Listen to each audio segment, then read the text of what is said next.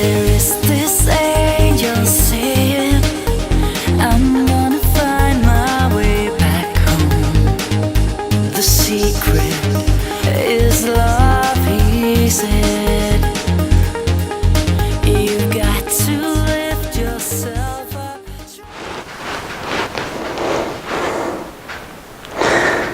Hi there, and welcome to your modern shaman, Maria in RainbowLand, here with the weekly Heartful forecast of the 5 signs of the week for the week that starts at the 18th of September and ends at the 26th, from Tuesday till Wednesday the following week. First, I want to say this before we go on with the 5 signs of the week, that we have to remember again that the whole summer and still we are going through big transformational phases. If you are a light worker and you are one of the forerunners that really wants to stand in the foreground of helping people move forward on the ascendance level on this planet, where we change the way we are when we are together with other people, where we alter our consciousness and open our hearts even more. If you're one of the forerunners, then you have to remember that as I said it many times before, but I want to repeat it also if you're new to the channel, that a space between where you change who you used to be and you go into the new stage of the person your higher self or your soul really wants to go, can be a hard process. So try not to panic if you feel like you're scared of what's coming and you feel like you cannot trust people, you cannot. Whenever you're going through a breakdown, it means you're breaking through something. And there's a space between the breakthrough and the actual ascension where you reach a new level of consciousness, a new way of being. And that space, especially if you're one of the forerunners, you know, if you're one of the Aryan types that are here to inspire others in particular, then probably more or less everything in your life is changing right now. So don't be afraid, just have trust in the process and keep focusing upon the dreams and the goals that you know you're heading towards. Then it shall surely manifest little by little if you let go of the details, but just let it come in whatever way the universe wants to present it to you. If you're not one of the forerunners, but one of the follower, the people that takes some of the hard work of actually leading other people towards enlightenment, then of course something is also changing in your life as well right now, and it's the same for you guys. Try to stay in a state of trust in the process. So the first sign of the week is that the Sun and Mercury are moving signs, and we have the equinox. So sign number 1, we are shifting from the Virgo energy into the Libra energy. So we've had a long time of deep healing crisis, perhaps even, all that has been going on during the summer. Communications has been made, you have talked to people about it, you have thought about it, you have arranged it inside of your system, your body, you've integrated different health systems that will help you move forward in the right way with the rhythms of your body, with the health, the fitness, diets, sleeping patterns. You've been organizing things so that you can move along. And now it's time to actually go out of the earth energy, where you've been manifesting certain things physically, and then start moving into where you start integrating it in your conversations with other people on all levels of relationships. Of course, this also depends on which sign you are, but we always have the collective level, and moving from Virgo into Libra always shifts the focus from health, day-to-day routines, work issues, to relationships in general. And of course, this can mean a lot of things because we have relationships with a lot of different people. So it's time now to open up towards the communication and know that whenever the Sun and Mercury are conjunct or close to each other, the Sun can burn the tongue of the people who are talking. So be aware of you not being too sharp when you're in a communication with other people. So watch out for your tongue.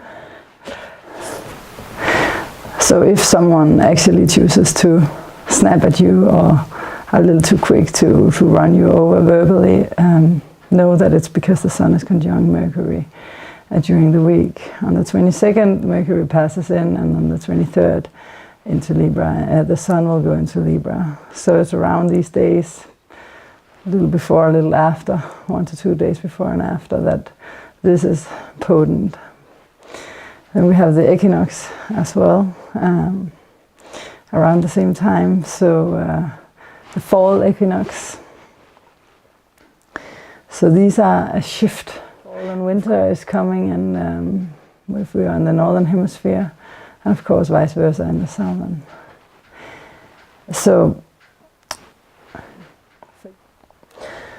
for the Virgos, this has something to do with your second house of finances and resources, values, etc. So after a lot of attention on you guys, you can finally relax a little bit more. But the Holy Grail isn't exactly there with everything yet. Because we have Chiron in opposition in the first degrees of Aries, your 8th house of deep transformation, shared resources with other people, and shared deep inner stuff with other people. So this means that there can be an issue here where you are afraid of losing your money, or that someone is cheating on you, or maybe you have some old, very deep, old karmic wounds and patterns that comes up for you that needs to be resolved through some kind of communication with other people that maybe has something to do with your values or your money. Self-worth could also be. So the second sign of the week is the full moon in Aries. That's actually my sign. And the full moon in Aries is special because this is the culmination of something that started half a year ago when we had the new moon in Aries.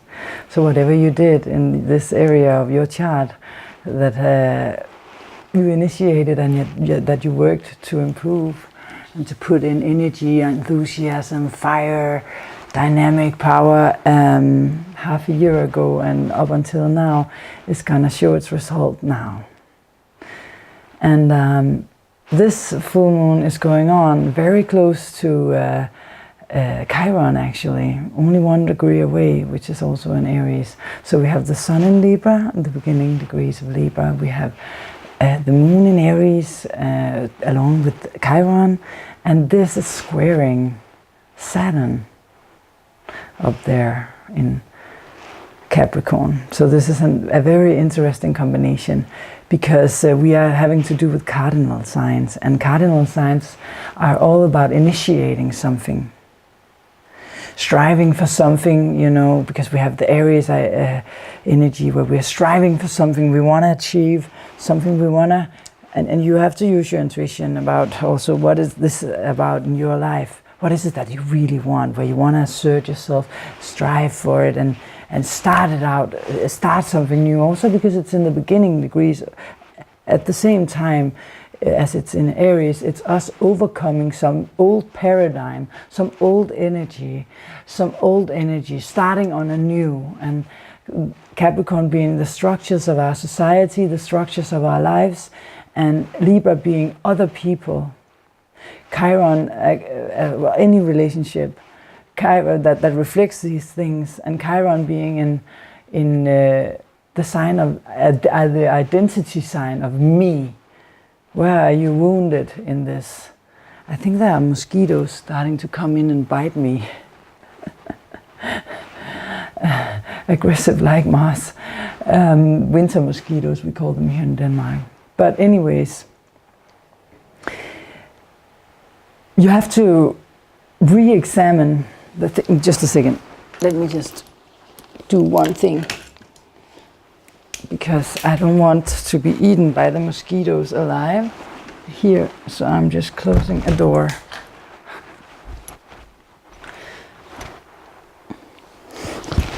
All right.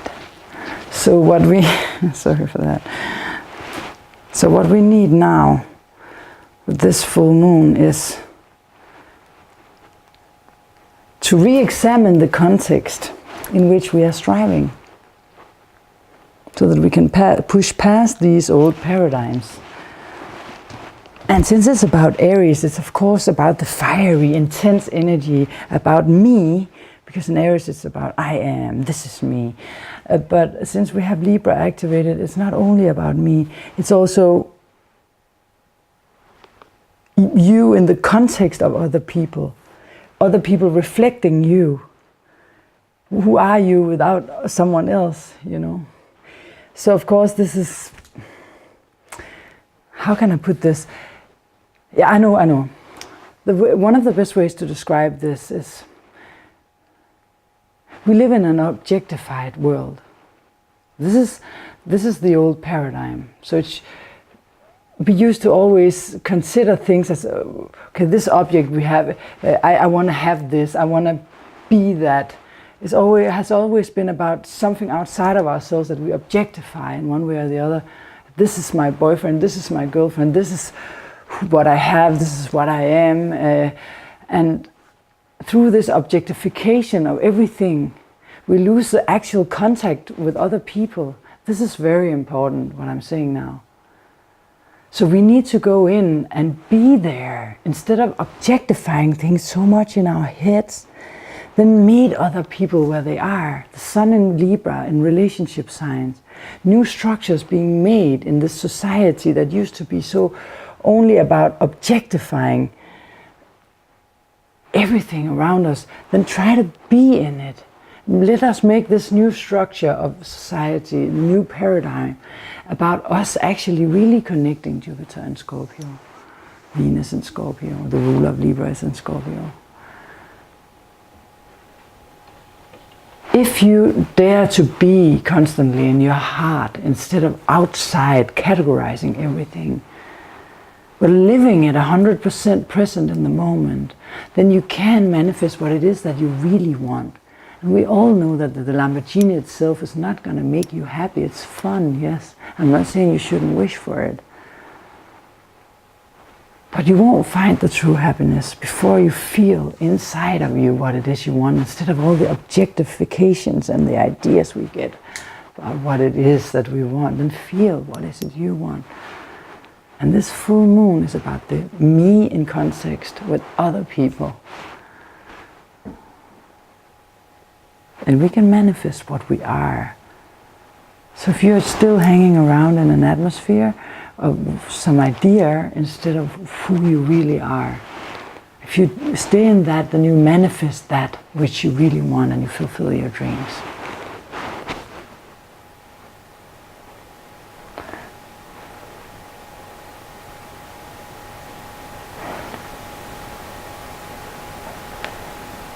And actually we also have the north node of the moon in Leo, which is about this following your heart. And of course it's King Kongsing up there to Saturn in Capricorn. And a King Kongs is always like, we are not in the same modality, and we are not in the same element either. So of course Saturn and the north node wants two different things.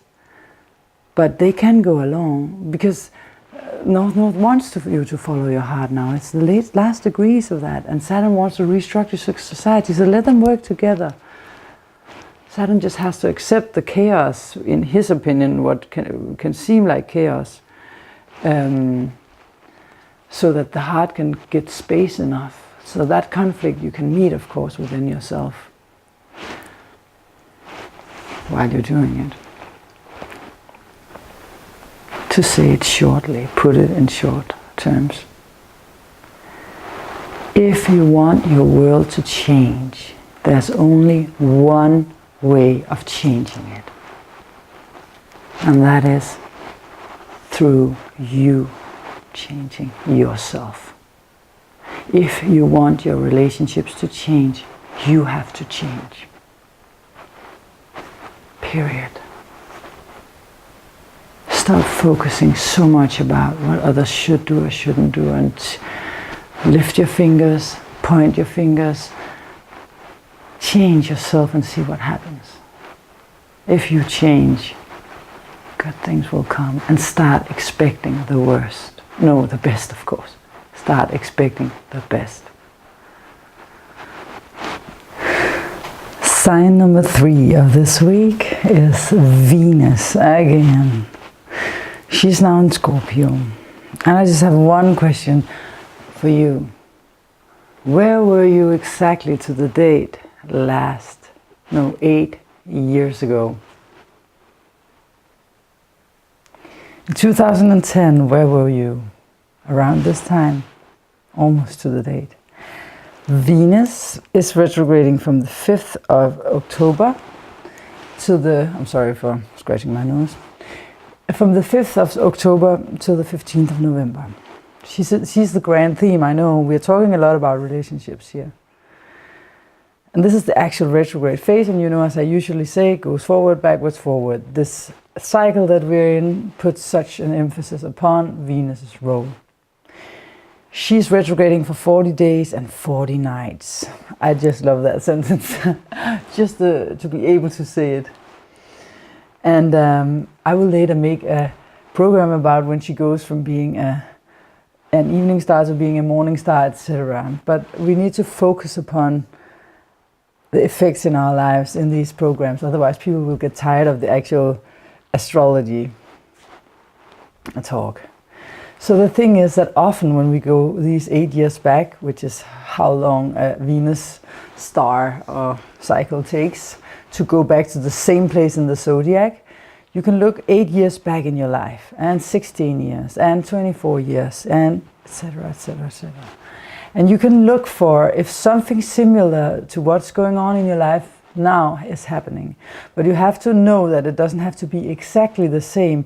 You have to know a little bit about the more psychological part of it to see the similarities of patterns, even though it's not the same story. But sometimes it can actually be the exact opposite also, but it's still within the same theme. For example, for me, 8 years ago, I quit the longest relationship of my life, which was with my musical partner during 11 years. We became friends instead. Actually, we were friends for a long time also before, of course, but that was a radical change because we thought we were going to be together for a lifetime. For me now, it's the same theme, exactly the same theme, except from the opposite is kind of happening. And then you can say, but didn't you know, don't you know your partner through the last 1.5 to 2 years? And I'm like, yeah, but not to go too deep into it, but we were both in divorce situations, and the actual start of this relationship won't probably be after January. We have been living together, of course, but a lot of purging from old relationship, working, he's spiritual just like me, very open to everything, and he's been meditating for 26 years, doesn't eat meat, doesn't, has a really, really good heart vibration. He's amazing. He's a diplomat. So he has had to take care of his kids and the divorce, etc. I've had to let go of different things that I brought along from my relationship, etc. So we are actually starting again. I don't mean to go too deep into that. Whereas for 8 years ago, I was ending something with the same. It was the same themes, but it was the opposite, But that was on the table. That was on the schedule. And I had to let go of also tendencies within myself, things that I am not good at. I also have to do that now in order to change. Once again, I'm in a situation where I can see, okay, you need to change this pattern in your relationships, not just to my partner, in general, to everyone. For example, for me, I'm very bad at, but I'm getting very good at it actually, but I used to be very bad at feeling where am I? I'm Libra ascendant, last degree, so between Libra and Scorpio, but still on the Libra side, so I tend to always feel what the others want, even though I'm an Aries. And never really think about myself, because my parents would always be, it's a lot of Virgo and Libra, that's pleasing, serving others, da da da. So I have that in my chart. So what I need to learn in relationships is to feel where I am, and just to be able to say no, thank you, when someone asks, oh, could you help me with this? Oh, no, not today. Without explaining for 11 years, excusing myself, instead of just saying no. That is such an achievement for me, and I have been terrible at that, and that always leads to saying yes or at the wrong time for 20 times, and then try number 21 is where you held something back. I'm just like, no, you know, crazy. So that is the whole point, that we need to learn what we are bad at, what we got from our parents that is not serving us anymore, because you got something. So if someone keeps telling you, you're bad at this, like you're too weak, or you're too rigid, or you're too this and that, this time you should listen to what people say around you. Maybe they're not pinpointing it exactly, but there's something, if they keep saying you something, there's something about this theme you need to look upon. I know that for myself. You need to listen at one point to the signs of the universe, you know. And then you have to imagine a solution. You have to be able to imagine a solution. Otherwise you can't create it. You have to imagine it, believe 100% in that it can happen, have some kind of a plan or something you can do whenever you want to fall close to falling into the old trap, and then the solution will come. Another thing about relationship is this. I talked about the old paradigm and how it's all about us wanting something, you know. We always want 117 different individual goals. This is what I want with my life. This is what I need. And this is how I objectify and see my goals. And this is my economy. We don't share economy. This is mine, and this is what I want, me. Because there's not this us and this common, trying to find the common goals, you know, because there's too much mine and yours and separation. What do you think happens?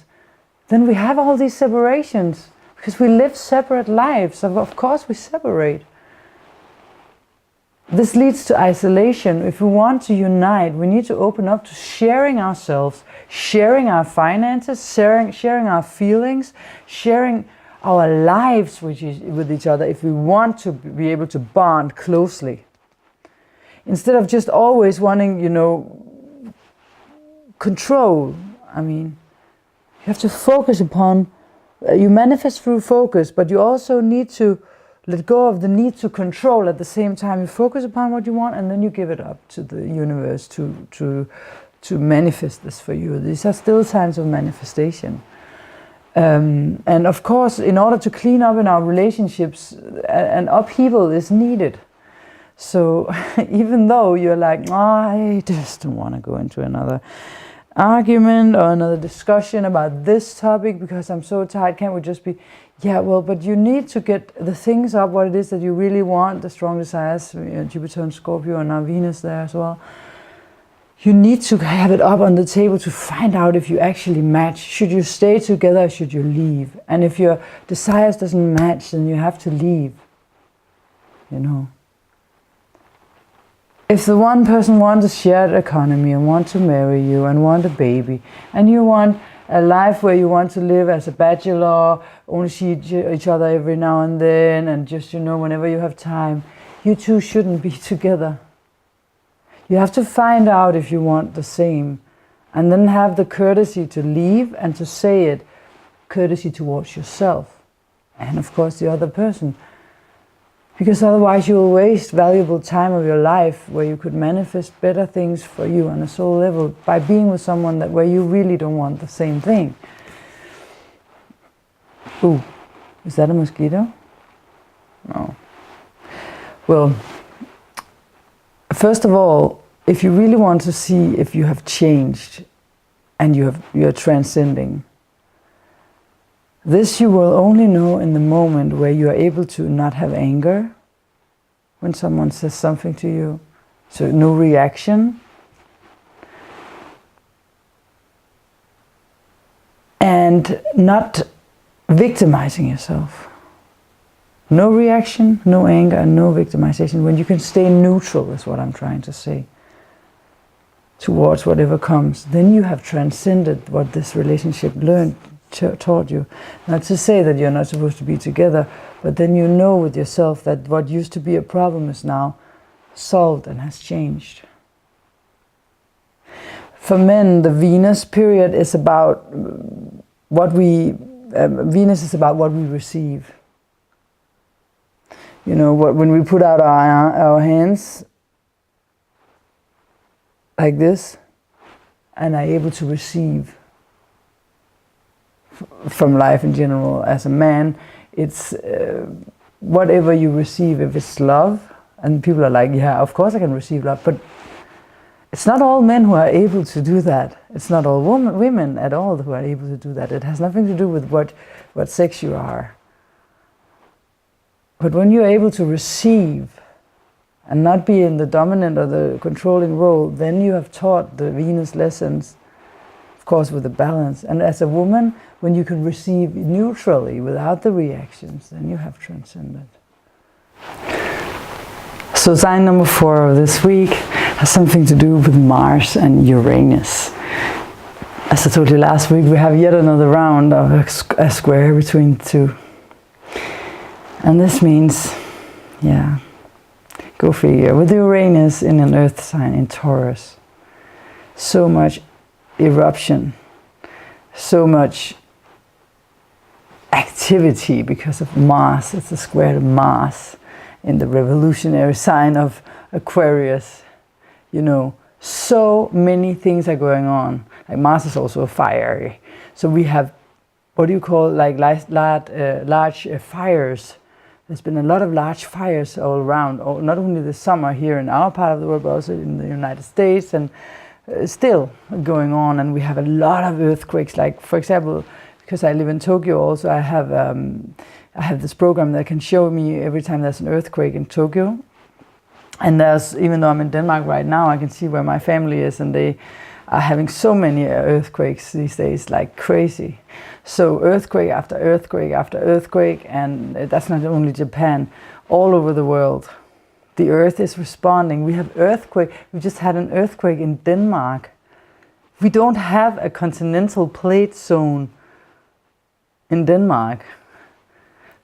But they have discovered that there are zones so deeply down in the earth, below the continental plates, that can also cause eruptions, but only if they are really strong. The earth is really responding now. She is trying to dissolve the tension that is there.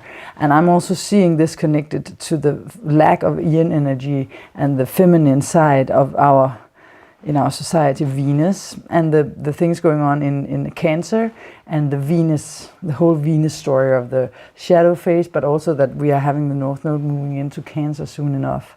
This has got something to do with the feminine, the earth. The Mother Earth is saying, no way, please stop. She is responding, she is reacting strongly. And she's calling upon us to change, to respect the feminine sides of our nature, of her nature.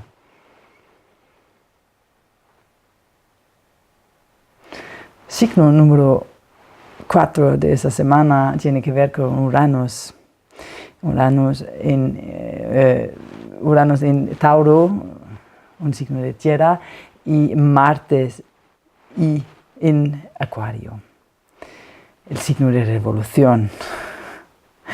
Y en cuadrado la tercera vez, hasta hace mayo. Tantos erupciones de la Tierra han pasado, tantos fuegos, ¿cómo se llama cuando hay una fogata muy grande? ¿Cómo se llama? Bosques, también en ciudades, etcétera, quemando. Quemar, se llama quemar, ¿no? Y eso es Marte, es fuego, por supuesto, pero la Tierra habla a nosotros. Esa mujer, la Tierra, no quiere más suprimiendo, no quiere más estar suprimida. Es como en nuestra sociedad, es exactamente lo mismo, que tenemos un paradigma patriarcal.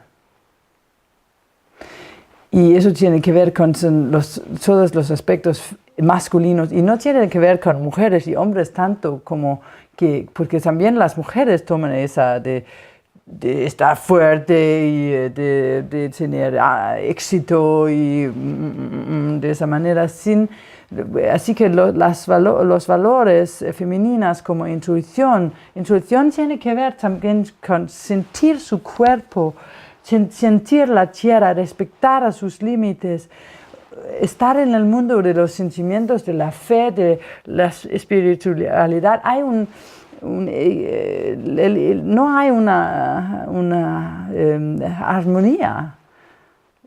Es desequilibrada ahora misma. Y por eso ella está haciendo terremotos y volcanes que están salpicando bolas de fuego y cosas así para llamar atención. ¡Hey!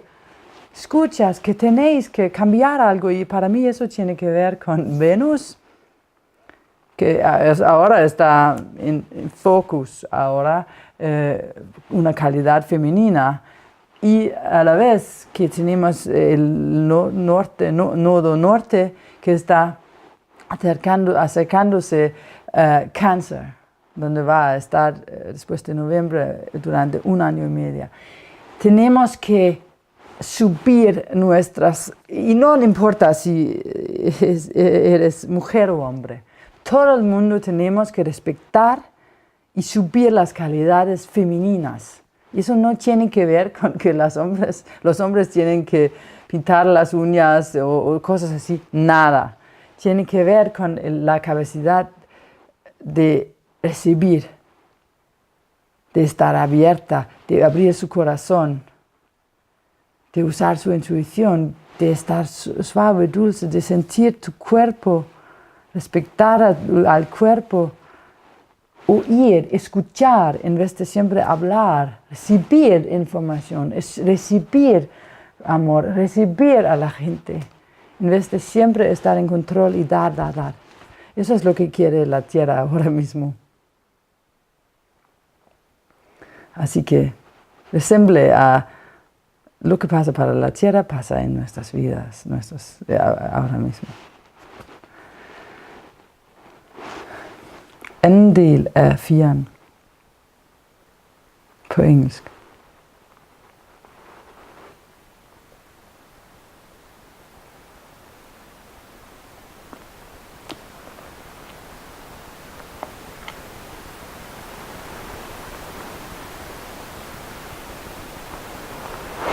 So basically, this is the last round because it's the 3rd time that they are in square, right? It started in May, June, and we passed it once before, and now we're passing it for the 2nd time. We want closure. People want closure.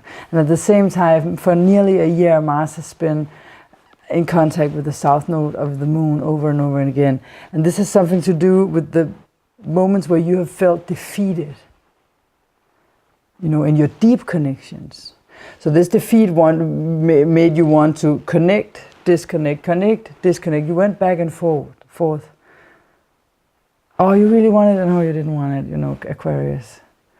And with the south node here, it's been so rough, but Mars is in the story, that's why I'm mentioning it. And then the square to Uranus is like, no, wait, we stop it. So the square to Uranus is about re-signing contracts, redoing, saying, no, okay, this contract is released. I don't want to have anything to do with it. Then you can write a new contract now, perhaps, because you dropped the old contract, been through a period, and then you can write a new contract.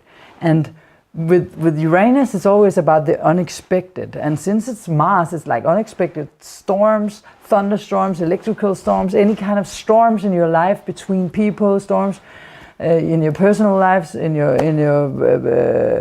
professional life, anything where this defeat is going on in your life. Yeah. So after this, as I started this program by saying, we are in a space between breakdown, breakthrough, and ascension. And after this, we will ascend with a new consciousness. So don't worry, there's a goal to obtain.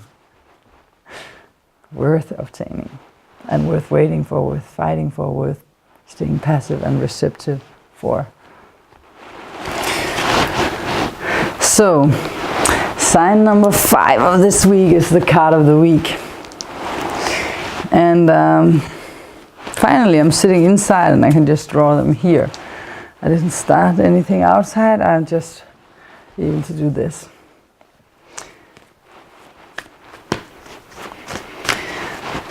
So, this is the card of the week for the Virgos. What do we have, Virgo? Your card of the week? Oh, this is a magical card. This is my favorite card. My favorite card. 10 of, oh, how beautiful. My father is a double Virgo. A 10 of cups upright.